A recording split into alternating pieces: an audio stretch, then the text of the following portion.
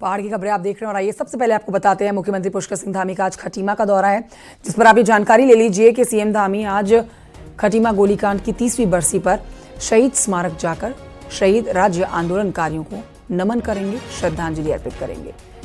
आपको बता देते हैं कि 1 सितंबर 1994 को खटीमा गोलीकांड हुआ था, जिसमें 7 राज्य आंदोलनकारी शहीद हुए थे।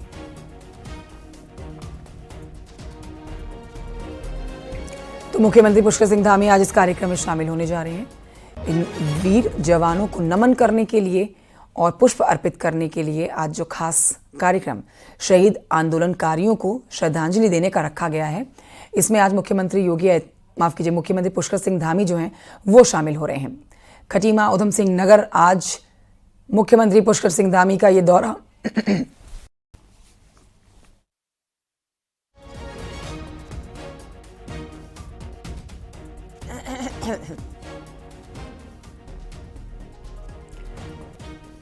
तो आज पुष्कर सिंह धामी रविवार के दिन शहीद आंदोलनकारियों को नमन करने के लिए, श्रद्धांजलि देने के लिए आज जा रहे हैं खटीमा।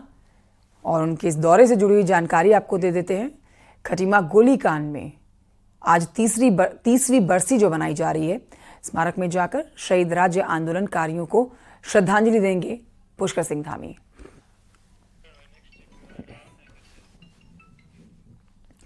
मुख्यमंत्री पुष्कर सिंह धामी ने शनिवार को अपनी विधानसभा चंपावत का दौरा किया था। दौरे का आगाज मुख्यमंत्री ने गोलजू मंदिर में पूजा अर्चना के साथ किया था। पूजा अर्चना के दौरान की कल की तस्वीरें आपको दिखा रहे हैं। साथ ही सीएम ने जिला अस्पताल में सीटी स्कैन मशीन का जो लोकार्पण किया है वो भी आप देख रहे हैं। इस मौके पर उन्होंने कहा है कि सरकार आम आदमी के स्वास्थ्य को लेकर गंभीर है। चंपावत जिला अस्पताल में सीटी स्कैन मशीन लगाने से लोगों को खास राहत मिलेगी। चंपावत दौरे पर मुख्यमंत्री ने बीजेपी कार्यकर्ताओं से मुलाकात की।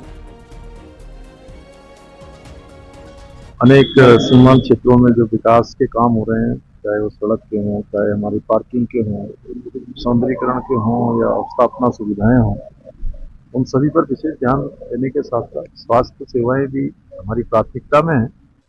आज यहाँ पर सिटी स्कैन भी विधिवत रूप से प्रारंभ हो गया है। आने वाले समय में हमारा यहाँ क्रिटिकल केयर ब्लॉक भी बन रहा है, वो भी निर्माणाधीन जल्दी बन जाएगा। तो आने वाले समय में एमआरआई की सुविधा भी हो जाएगी। हमारा प्रयास है कि डॉक्टर भी पर्याप्त मात्रा में यहाँ पर आ जाएं। और आइए बढ़ते हैं आगे, आपको बताएं कि उपराष्ट्रपति जगदीप धनखड़ के उत्तराखंड का दौरे का आज दूसरा दिन है। उपराष्ट्रपति जगदीप धनखड़ उत्तराखंड में मौजूद हैं। आज कार्यक्रम अब उनका जान लें। ऋषिकेश एम्स जाने वाले हैं वो, और एक पेड़ मां के नाम कार्यक्रम में शामिल होने वाले हैं। एक पेड़ लगाने वाले हैं इस कार्यक्रम में जुड़ के। इसके अलावा ये भी जान लीजिए आप कि एम्स ऋषिकेश के फैकल्टी मेंबर्स और डॉक्टर्स के साथ मुलाकात होनी है। उपराष्ट्रपति के दौरे को लेकर सुरक्षा व्यवस्था चाक चौबंद है।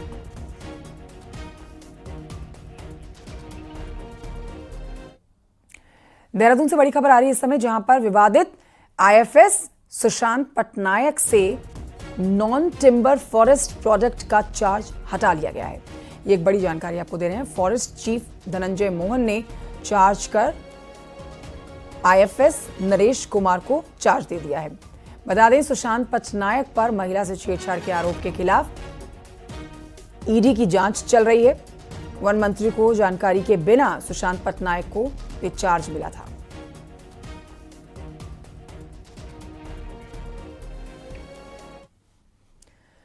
ऋषिकेश से खबर, जहां पूर्व सीएम हरीश रावत को व्यंग्यात्मक और अलग तरीके से देखा गया है।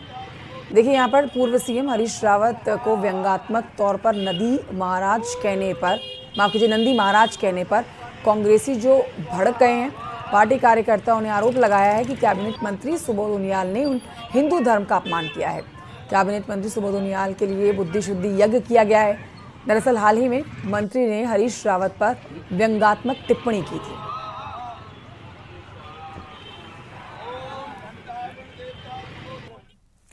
अगली खबर मसूरी से है। मॉल रोड पर हटाए गए पटरी फड़ कारोबारी पिछले 3 दिनों से रोजगार की मांग को लेकर प्रदर्शन कर रहे हैं।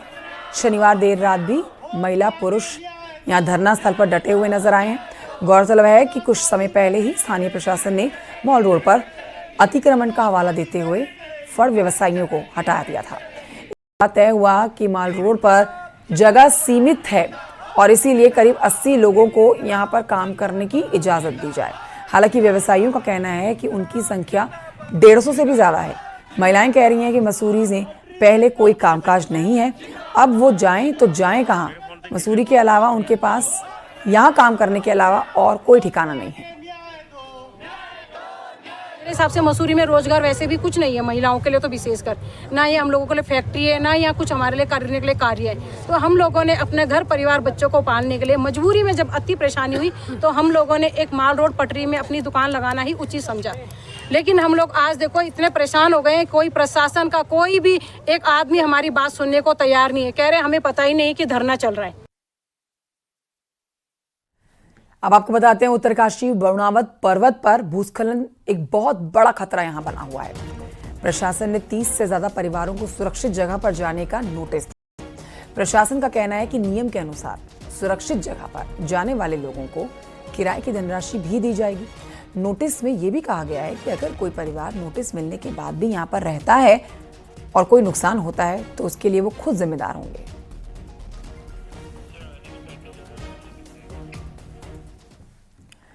उत्तरकाशी के वरुणावत पर्वत को लेकर आखिर क्यों सरकार और प्रशासन इतनी जल्दी हरकत में आ गया?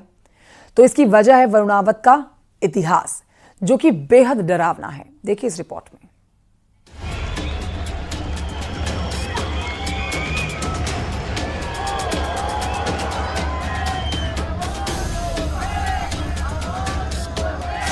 करीब 2 साल पहले हुई जोशीमठ भू धसाव की घटना के बाद अब उत्तरकाशी में भी एक नया संकट खड़ा हो गया है।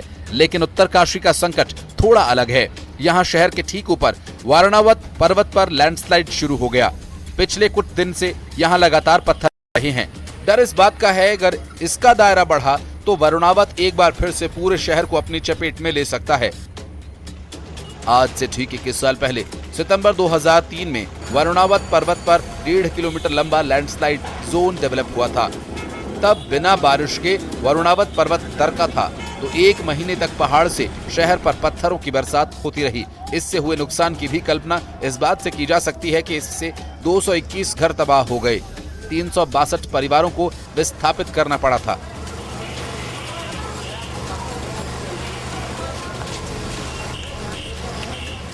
तब तत्कालीन प्रधानमंत्री अटल बिहारी वाजपेयी ने इसके ट्रीटमेंट के लिए 282 करोड़ रुपए की घोषणा की थी। 21 साल बाद यही पर्वत अब दूसरे छोर से दरकने लगा है। अब वहाँ पर भी जो है कल बहुत अधिक मात्रा में रात को मलबा और काफी बड़े बड़े बोल्डर आए हैं।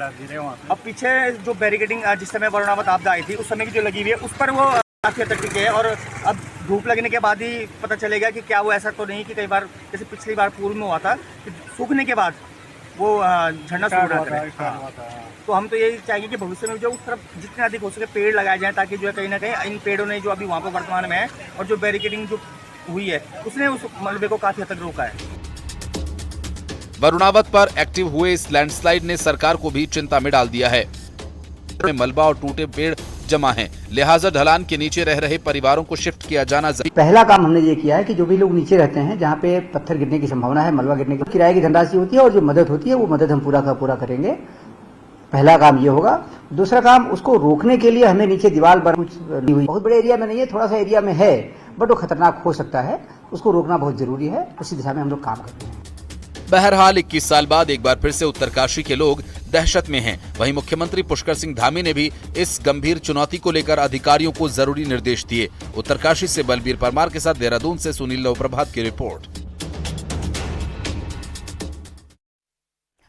उत्तरकाशी के असी गंगा घाट में अगोड़ा मोटर मार्ग नौगांव और भंकोली बीच भूस्खलन चलते पिछले 5 दिनों से बंद है। पूरी सड़क भूस्खलन की चपेट में आने से 3 गांव का जो संपर्क है जिला मुख्यालय से कटा हुआ है। ग्रामीण स्कूली बच्चों को कई किलोमीटर की दूरी तय कराकर स्कूल पहुंचा रहे हैं। परेशानियों का सामना करना पड़ रहा है। ग्रामीणों के द्वारा यहां पर PMGSY विभाग को सूचना देने के बाद कोई कार्य यहां पर शुरू नहीं हुआ, जिसको लेकर ग्रामीणों के अंदर और आक्रोश है। ग्रामीणों में आक्रोश बढ़ता जा रहा है।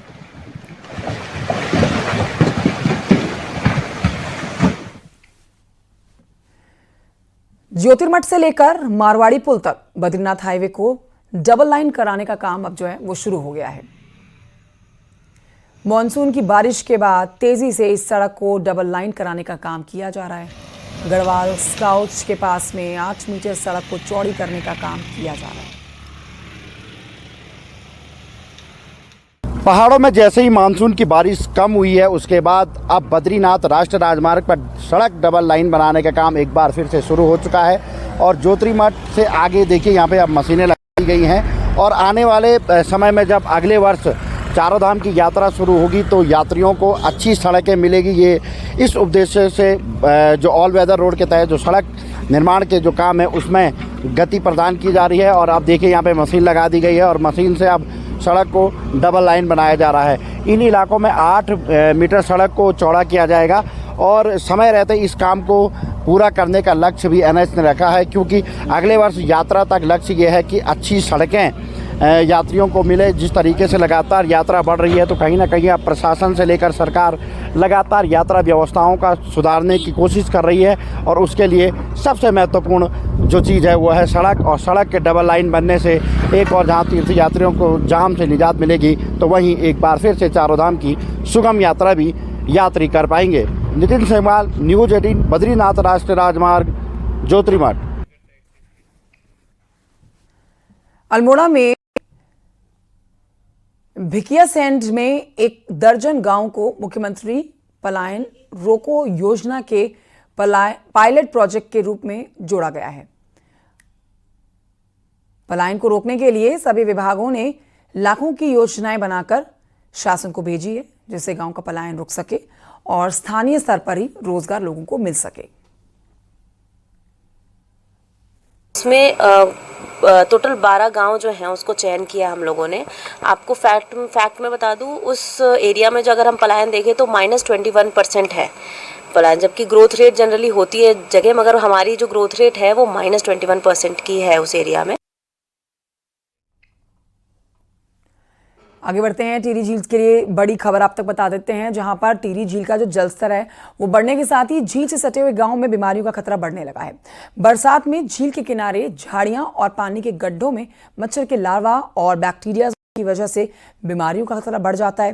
पहले यहाँ पर THDC झील के किनारे कीटनाशक का छिड़काव, दवाइयों और फिर साफ सफाई के लिए स्वास्थ्य विभाग को बजट देता था, लेकिन अब THDC के द्वारा बजट देना बंद कर दिया गया है, जिसके बाद स्वास्थ्य विभाग छिड़काव और दवाइयों का इंतजाम कराता है। MOICs को बोल दिया है कि आप अपने लोगों से झील का आसपास का थोड़ा सर्वे करवाइए। अगर कहीं ऐसा कुछ मिलता है कि जहां से कुछ बीमारी फैलने वाली सामग्री होगी तो उसको हम तुरंत नष्ट कर देंगे।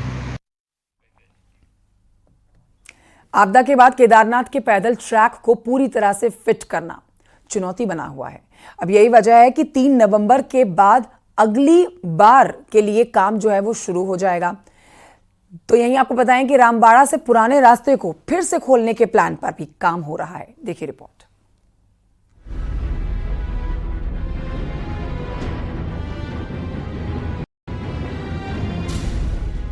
– 2013 की तबाही झेल चुके केदारनाथ के पैदल ट्रैक पर 1 दशक बाद आई आपदा ने एक बड़ा नुकसान पहुंचाया है। ऐसे में अगले सीजन के लिए इस ट्रैक को सही करने का काम 3 नवंबर से शुरू हो जाएगा। 2013 के बाद केदारनाथ में काम कर चुके कर्नल अजय कोठियाल हाल में ट्रैक का दौरा करके लौटे हैं। कोठियाल के मुताबिक 6 महीने जब यात्रा बंद होगी तब सोनप्रयाग से केदारनाथ तक पूरे रूट पर काम किया जाएगा। तो जिन 10 जगहों पर भारी नुकसान हुआ है वहां रास्ता फिट किया जाएगा। इतना फोकस इतने टाइम से 2014 के बाद से इतने टाइम से एक्सपीरियंस हो गया है, तो अभी जो बड़ा डैमेज हुआ है वो इस पीरियड में, जबकि जिसे हम लीन पीरियड बोलते हैं 3 नवंबर के बाद में, और अगली बार जब यात्रा खुलेगी तब तक उस पीरियड में अच्छे तरीके से हो जाएगा। केदारनाथ में हर साल आने वाले यात्रियों की भीड़ बढ़ रही है। ऐसे में मौजूदा ट्रैक पर पैदल यात्रियों, घोड़े खच्चर और डंडी कंडी वालों को भी एक साथ चलना पड़ता है। तो आने जाने के लिए एक ही रास्ता होने की वजह से यात्रियों को खासी मुश्किलें होती हैं। इसी व्यवस्था को सुधारने के लिए रामबाड़ा से केदारनाथ तक पुराना पैदल रास्ता शुरू करने का भी प्लान है, जो केदारनाथ जाते हुए पहले बाईं तरफ था। लेकिन 2013 की आपदा में वो रास्ता बर्बाद हो गया। कर्नल कोठियाल के मुताबिक रामबाड़ा से केदारनाथ वन वे सिस्टम होने से यात्रियों को मदद मिलेगी। अब 10 साल हो गए, अब दोबारा से सरकार कोशिश कर रही है बाएं तरफ वाले रास्ते को, जिसे बोलेंगे रामबाड़ा, रामबाड़ा से गरुड़ चट्टी और आगे, उसको दोबारा ठीक करने की। स्टेबिलिटी एक फैक्टर होता है पहाड़ में, वो स्टेबिलिटी को ध्यान में रखते हुए काम चल रहा है और जब जितना जल्दी हो सकेगा दोबारा से रास्ता उस पर जाएगा। उसका एडवांटेज ये भी हो जाएगा कि एक रास्ता जाने के लिए हो जाता है, एक आने के लिए हो जाता है, तो उससे भी फिर जब यात्री बढ़ते हैं, घोड़े खच्चर बढ़ते हैं, डंडी कंडी वाले बढ़ते हैं, तो डेंसिटी और फ्रिक्शन आपस में रिड्यूस हो जाता है। इस बार अब करीब 2 महीने की केदारनाथ यात्रा बची है, तो मौसम ठीक होने के साथ इसी पैदल रास्ते से यात्री केदारनाथ पहुंचेंगे और फिर अगली बार के लिए ट्रैक की मरम्मत का काम शुरू हो जाएगा। दीपांकर भट्ट, न्यूज़ 18, देहरादून। अगले साल प्रयागराज में होने वाले कुंभ से जुड़ी हुई बड़ी खबर आपको बता देते हैं। अखाड़ा परिषद के अध्यक्ष निरंजनी गुट को पंचायती अखाड़ा बड़ा उदासीन अखाड़े ने अपना समर्थन दिया है। अखाड़ा परिषद के एक गुट के अध्यक्ष और निरंजनी अखाड़े के सचिव महंत रविंद्रपुरी ने दावा किया है कि पहले उन्हें 13 में से 7 अखाड़ों का समर्थन प्राप्त था और अब बड़ा अखाड़ा को मिलाकर कुल मिलाकर 8 अखाड़ों का समर्थन उनको मिल गया है। उदासी का बड़ा अखाड़ा उदासी का समर्थन मिला है और मैं इस समय इसी अखाड़े में खड़ा हूँ, आप मुझे देख रहे हैं। और आज हम 8 अखाड़े हो गए हैं और बहुत जल्दी से 2 दिन में 3 दिन में महीने के अंदर अंदर मतलब कहने का तात्पर्य है प्रयागराज कुंभ मेले से पहले हम सब एक हो जाएंगे। हम सब आपस में गुरु भाई है। श्री सतपंच परमेश्वर पंचायती अखाड़ा बड़ा उदासीन के पूज्य महंत साहिबानों ने पूज्य महंत श्री रविंद्रपुरी जी महाराज मनसा देवी जी को समर्थन दिया है अखाड़ा परिषद के संबंध में। हम उनका स्वागत करते हैं और बहुत बहुत बधाई करते हैं। पहाड़ों में लोक पर्व धार्मिक आस्था और संस्कृति का पर्याय माने जाते हैं। देखिए, इनमें कुछ पर्व ऐसे भी हैं जो कई मायनों में खास है। ऐसी ही खासियत समेटा है सौर घाटी पिथौरागढ़ का हिल यात्रा पर्व। ये पर्व मुखौटों के लिए जाना जाता है। आइए जानते हैं इसके बारे में। साधारण से नजर आने वाले ये मुखौटे किसी नाटक में अभिनय करने वाले कलाकारों के नहीं हैं, बल्कि इन मुखौटों के पीछे छिपा है करीब 500 साल पुराना इतिहास, जिसकी इबारत लिखी थी पिथौरागढ़ के 4 मेहर भाइयों ने। 16वीं सदी में यहाँ के मेहर भाई पड़ोसी मुल्क नेपाल गए थे, जहाँ नेपाल नरेश ने मेहर भाइयों की वीरता से खुश होकर उन्हें ये मुखौटे इनाम के रूप में दिए थे। तभी से पिथौरागढ़ में हिल यात्रा मनाने का आगाज भी हुआ है। इन दिनों आस्था के इस लोक पर्व को मनाने की तैयारियां जोरों पर चल रही हैं। इसका इतिहास नेपाल से जुड़ा हुआ है और मेरे हाथ में जो अभी मुखौटा देख रहे हैं ये बाबा लखिया का मुखौटा है, जो हमारे आराध्य देव हैं। इन्हें भगवान शंकर का गण भी माना जाता है। दक्ष प्रजापति की कहानी से जुड़ा हुआ है। जब भगवान शंकर क्रोधित होते हैं, दक्ष प्रजापति का सिर धड़ से अलग करते हैं। नेपाल से भारत आए ये मुखौटे वीरता के साथ ही सौर घाटी पिथौरागढ़ की सुख और समृद्धि का प्रतीक भी माने जाते हैं। इन मुखौटों में लखिया भूत, बड़े और छोटे नेपाली बैल और हिरन के मुखौटे आदि शामिल हैं। हिल यात्रा के दिन इन मुखौटों की मदद से ही कलाकार देखने वालों को पहाड़ के कृषि प्रेम से रूबरू कराते हैं। इस पर्व में रोमांचित करने वाला अभिनय देखने वालों को दांतों तले उंगली दबाने पर मजबूर कर देता है। आस्था, विश्वास और रोमांच का प्रतीक हिल यात्रा अब पिथौरागढ़ की पहचान बन गई है। इसमें अलग अलग प्रकार के मुखौटे सजाए जाते हैं। लखिया का है, गलिया का है, बड़ी नेपाली हॉल है, छोटी हॉल है, ये नकटी है, कई प्रकार की छोटी मोटे चमकाए जाते हैं, जिससे मेले का सुंदर प्रभावित हुए मेले में। तेजी से बदलते इस दौर में जहां एक तरफ लोग अपनी संस्कृति और सभ्यता से कोसों दूर जा रहे हैं, उसी दौर पिथौरागढ़ के लोग अपनी 500 साल पुरानी विरासत को आज भी सहेजे हैं, जो इस बात की तस्दीक करने के लिए काफी है कि पहाड़ आधुनिकता और परंपराओं के साथ आगे बढ़ रहा है। न्यूज़ 18 के लिए पिथौरागढ़ से विजयवर्धन उप्रेती की रिपोर्ट।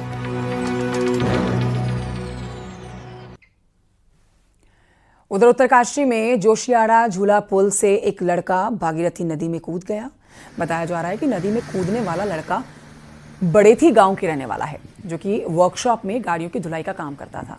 लेकिन लड़का नदी में क्यों कूदा, इसकी वजह भी साफ नहीं हो पाई है। आपको बता देते हैं कि एक महीने में 3 लोग नदी में कूदकर अपनी जान दे चुके हैं।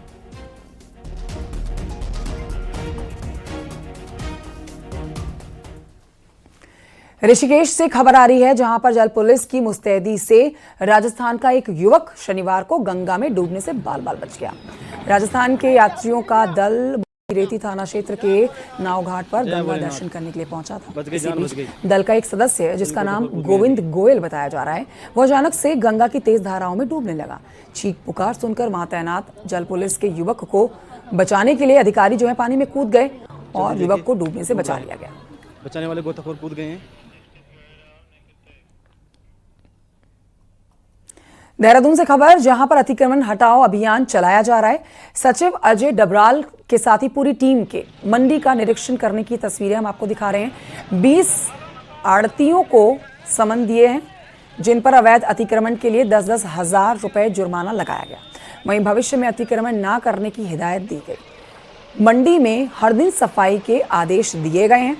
तो बारिश होने पर नगर निगम से फॉगिंग को कहा गया है, ताकि पानी जमा होने से डेंगू का मच्छर ना बने। इसके लिए निरीक्षण किया गया है। सोमवार को प्रत्येक दिन हम सफाई और अतिक्रमण दोनों पे फोकस करते हुए इस मंडी को जो है अधिक से अधिक सुगमता से लोगों का आवागमन रह सके, यातायात सुनिश्चित हो सके, ऐसा हमारा प्रयास है।